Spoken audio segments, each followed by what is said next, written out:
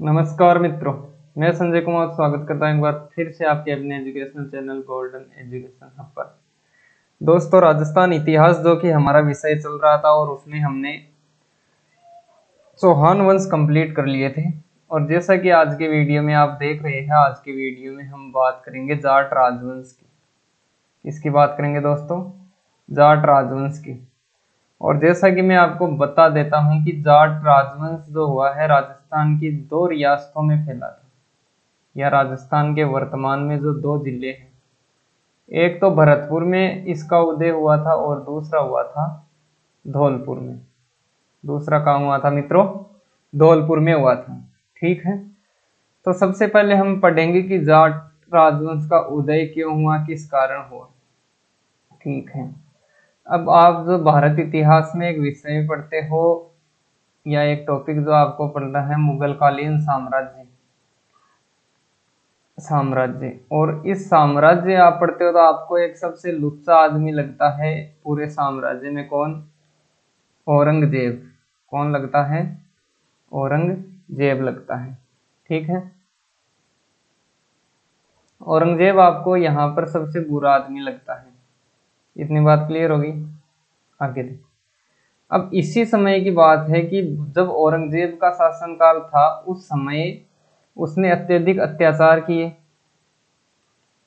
किसानों पर कर बढ़ा दिए, मतलब कर वृद्धि की। तो क्या किया, इसके विरोध में आकर मथुरा मथुरा का जो क्षेत्र, देखो मैंने आपको पहली क्लास में बताया था भाई, आज आप इतिहास का अध्ययन कर रहे हो तो आपके जो दिमाग में है वो नक्शा आज के राजस्थान का नहीं होना चाहिए, वो उस समय का। भाई आज का राजस्थान तो अस्तित्व में 1 नवंबर 1956 को आया है। भाई आज को तो 1 नवंबर 1956 में आया, लेकिन था के दिमाग में नक्शा होना चाहिए पहली को। अब जिये की थे राजस्थान को वो नक्शा बना दिया।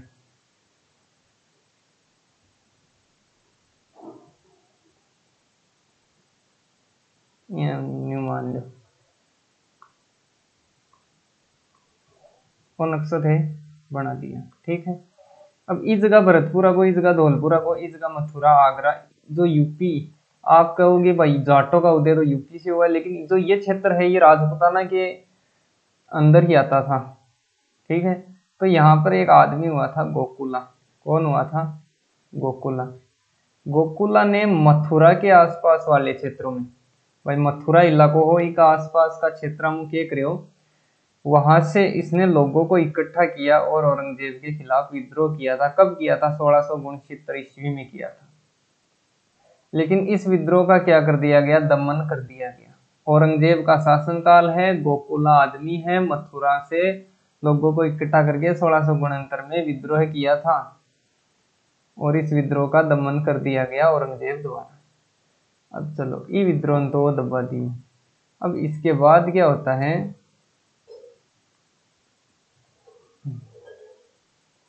आगे एक राजा राम नाम का आदमी आता है।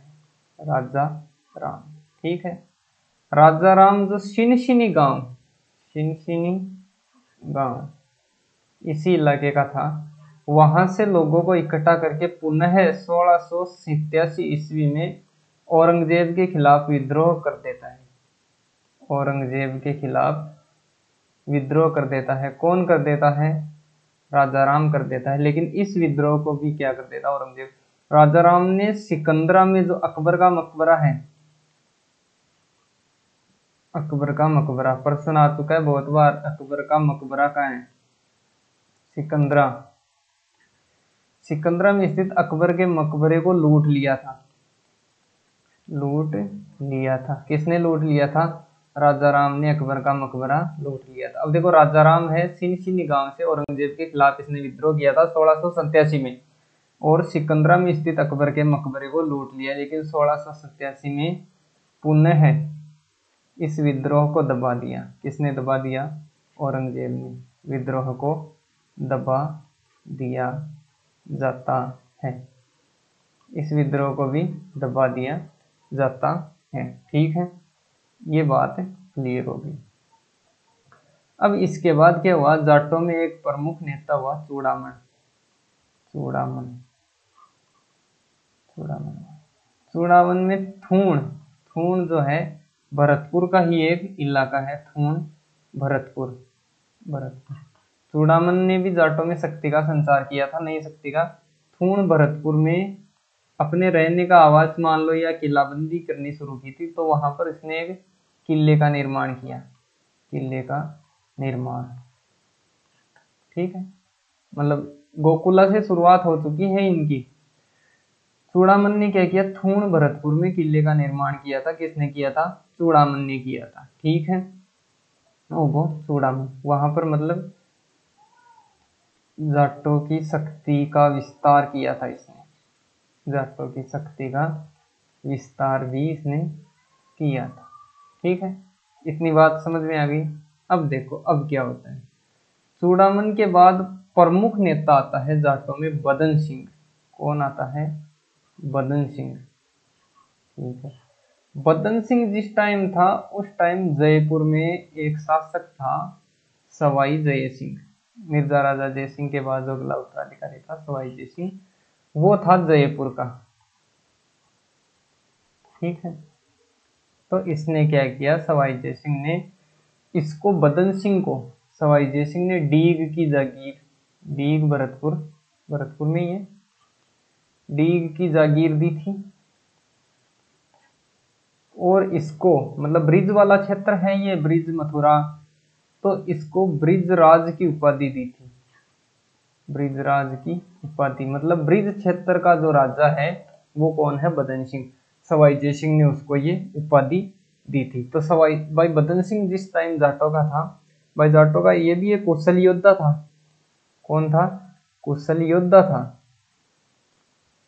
तो सवाई जय सिंह ने क्या किया, जो जयपुर का शासक था, डीग की जागीर दी थी और ब्रिजराज की इसको उपाधि दी थी। और बदन सिंह ने क्या किया था, बदन सिंह ने डीग में किले का निर्माण किया था।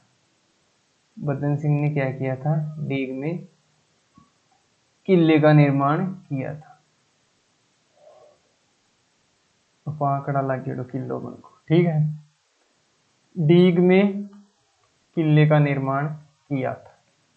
किले का निर्माण किसने किया था? बदन सिंह ने किया था।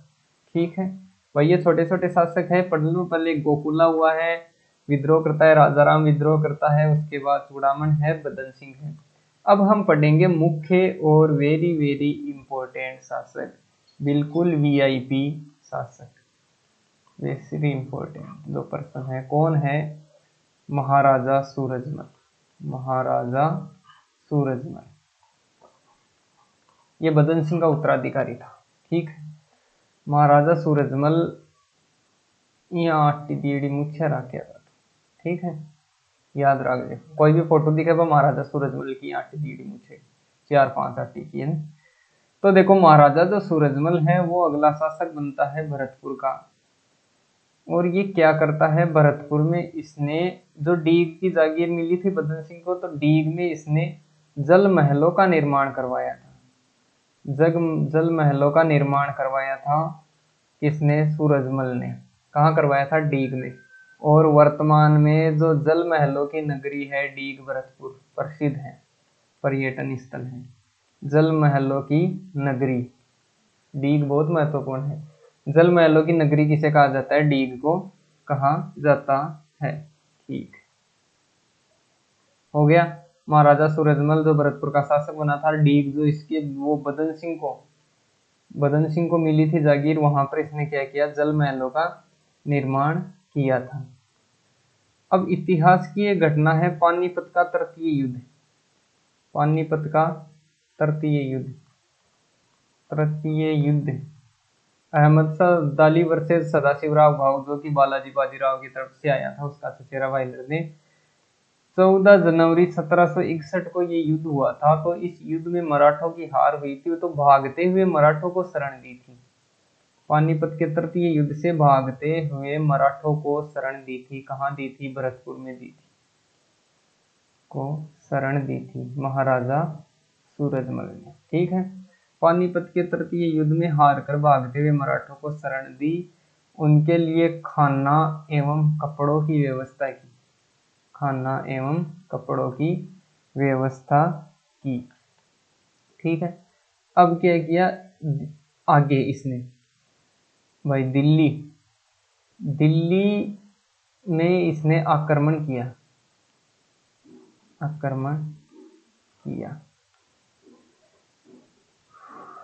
और वहां से क्या किया इसने, क्या किया बागदे मराठों को शरण दी थी, खाना और कपड़ों की व्यवस्था की, दिल्ली में आक्रमण किया और वहां से वो जानो बेटा रुके है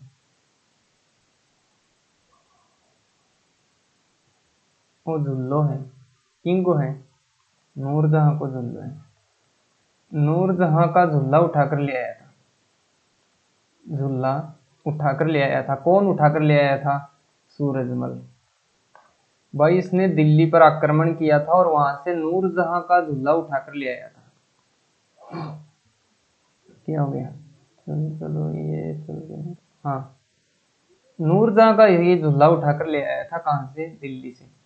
नूरजहां का झुल्ला उठा लाया, कहां से उठा लाया भाई? दिल्ली पर आक्रमण करियो बहुत कोजी तरिया दिल्ली आनंद कुटी, और नूरजहां भाई नूरजहां तो पहले ही जहांगीर के टाइम करया करती, झुल्लो लिया करती भी पर, लेकिन बाद में वो बिन उठा ले, और उठाकर उसको कहाँ रखा? डीग के महलों में उसकी स्थापना की, डीग के महलों में स्थापना कर दी।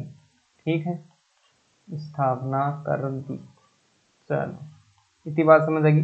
डी के महलों में नूरजहां का झुल्ला इसने रख दिया। अब आगे क्या करियो? आगे वो करियो भाई एक प्रशासनिक सुधार,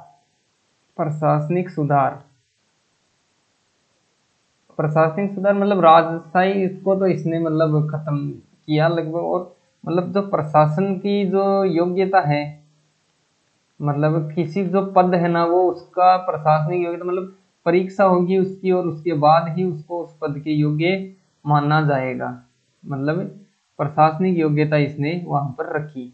मतलब भाई किसी को कोई पोस्ट देनी, भाई वर्तमान के समय में कोई न बार नौकरी देनी पड़े तो भी की परीक्षा ही ले, भी कोई इंटरव्यू ले, B I O B time करियो भाई, अगर किसी को किसी पद पर रखना है ना, तो वो उसके लिए प्रशासनिक योग्य होना चाहिए, मतलब उसको प्रशासन की जानकारी होना चाहिए, युद्ध में वो कौशल होना चाहिए, मतलब सारा गुण भी होना चाहिए। अब बात बताना चाह रही हूँ। अब देखो आगे, सूरजमल के टाइम जो वार्षिक आय 17.5 लाख थी, 17.5 लाख वार्षिक आय थी।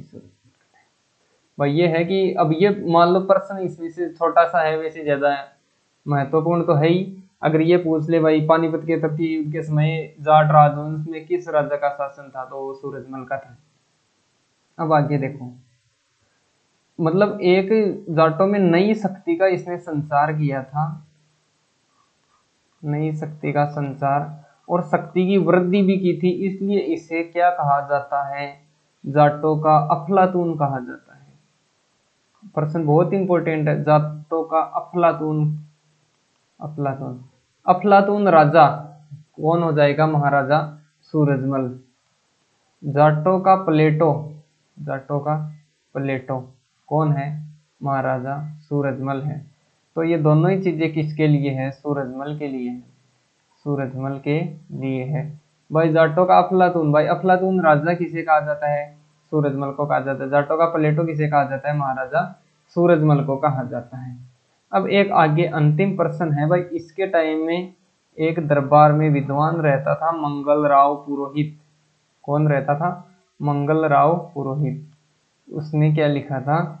उसने सुजान संवत विलास लिखा था, सुजान संवत विलास। इस ग्रंथ की रचना की थी, किसने की थी? मंगल राव पुरोहित ने की थी। ठीक है, तो ये हमने पढ़ लिया, क्या क्या पढ़ लिया सूरजमल के बारे में। भाई बदन सिंह को तो सवाई जय सिंह ने डी की जागीर दी थी, बृजराज की उपाधि दी थी। आगे फिर हमने पढ़ा महाराजा सूरजमल। महाराजा सूरजमल ने भाई बदन सिंह का उत्तराधिकारी हुआ है, भरतपुर में इसने स्थापना की और डीग में जल महलों का निर्माण कराया, और डीग को वर्तमान जल महलों की नगरी कहा जाता है। आगे हमने इसमें पढ़ा भाई पानीपत का तृतीय युद्ध 14 जनवरी 1761 अहमद शाह अब्दाली वर्षे सदाशिवराव भाऊ को हुआ था। सूरजमल ने भागते हुए मराठों को तो शरण दी थी, खाना एवं कपड़ों की व्यवस्था की थी, दिल्ली पर आक्रमण किया और वहां से नूरजहां का झूला उठा लाया। नूरजहाँ का दूल्हा उठाकर क्या किया, डीग के महलों में उसकी स्थापना कर दी थी। क्या किया था, डीग के महलों में उसकी स्थापना की थी। प्रशासनिक योग्यता रखा पद का आधार और 17.5 लाख वार्षिक आय थी। क्या थी, वार्षिक आय थी, ये वार्षिक आय थी। और जाटों में नई शक्ति का संचार किया, शक्ति की वृद्धि की, वृद्धि की, ठीक है। और जाटों का अफलातून और सूरजमल को कहा जाता है, जाटों का प्लेटो सूरजमल को कहा जाता है। और मंगलराव पुरोहित, ये मुख्य इंपॉर्टेंट है, मंगलराव पुरोहित, इसने क्या किया, सुजान संवत विलास, सुजान संवत विलास ग्रंथ किसने लिखा, मंगलराव पुरोहित ने लिखा था। तो दोस्तों ये थी आज की क्लास, एक पार्ट और करेंगे, उसके बाद हम भरतपुर के जाट राजवंश को कंप्लीट कर देंगे। धन्यवाद।